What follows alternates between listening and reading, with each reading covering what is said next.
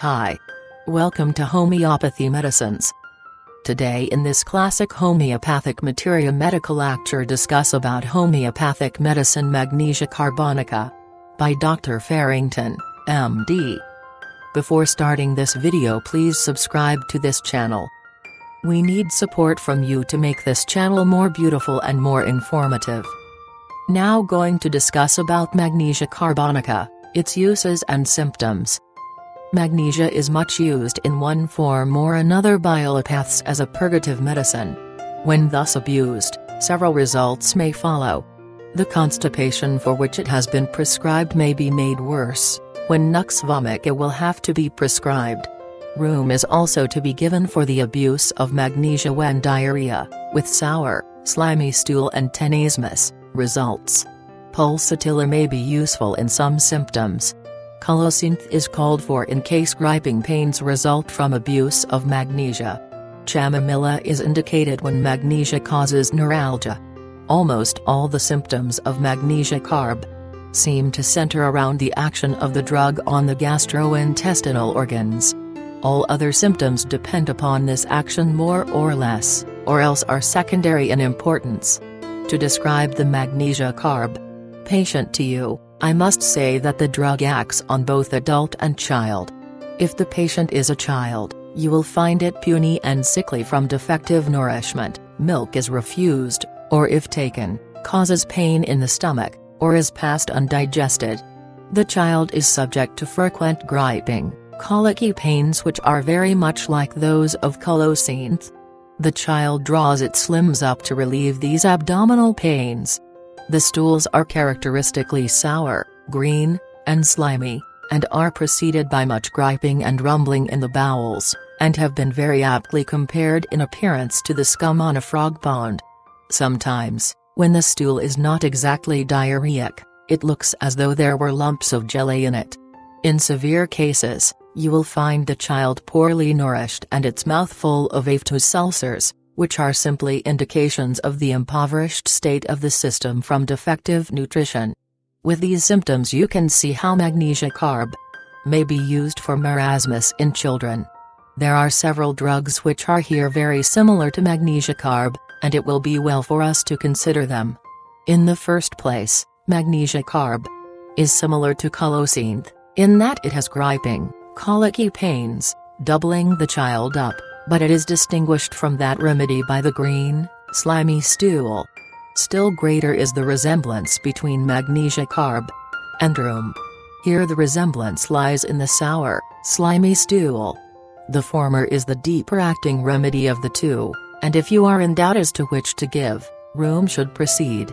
I must say that rheum is a rather treacherous remedy. With the sour, slimy, frothy stools it has griping colic and twitching of the muscles of the face and fingers during sleep. Chamomilla resembles magnesia carb in many cases, particularly in diseases of children. In both remedies anxiety and restlessness are prominent. But in chamomilla there is a yellowish-green stool, looking like chopped eggs. Both remedies have relief from moving about, and both have griping pains before stool, and both have irregularity in feeding as a cause of the illness. Magnesia carb is also similar to calcarea austrium. Both have sour stool, rejection of milk, and imperfect nourishment of the body. Calcarea, however, may readily be distinguished from the other by the sweat on the head, face, and scalp, by the damp and cold feet, and by the enlargement of the abdomen. If the magnesia carb patient is an adult, we may have some of the following symptoms to guide us. The gastric and hepatic symptoms predominate. The patient suffers from what has been termed acid dyspepsia. Food, such as cabbage and potatoes, and starchy food generally, are indigestible in such cases. Pregnant women may require magnesia carb when they suffer from toothache, and when the pains are worse at night and force the patient to get up and walk about. There is another remedy which I shall mention in this connection, one which you would hardly think of. Some years ago, it may be 20, a physician of this city was treating a lady in the first months of pregnancy who suffered terribly from toothache. He gave her magnesia carb and other remedies. Still the pain continued.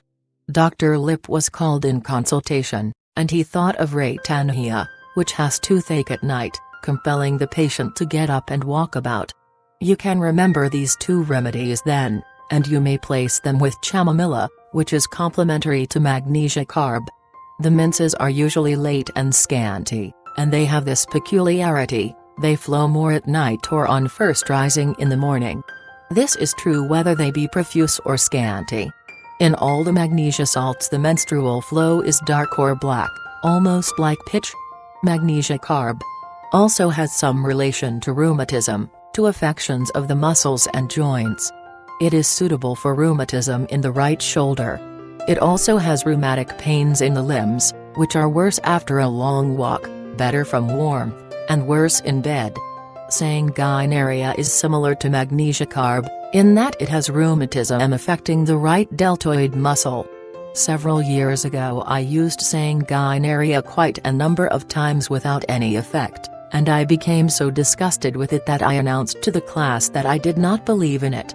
Within a week after that I had 2 cases promptly cured by it. Nux moscata is indicated in rheumatism affecting the left deltoid. There are 2 cases of cataract on record as having been cured by magnesia carb. Thanks for watching this video. If you want more videos like this, please subscribe to this channel and press the bell icon. Comment us your feedback. Like and share this video with your friends and family.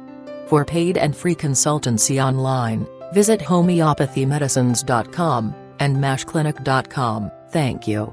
Have a nice day. Stay healthy, stay happy.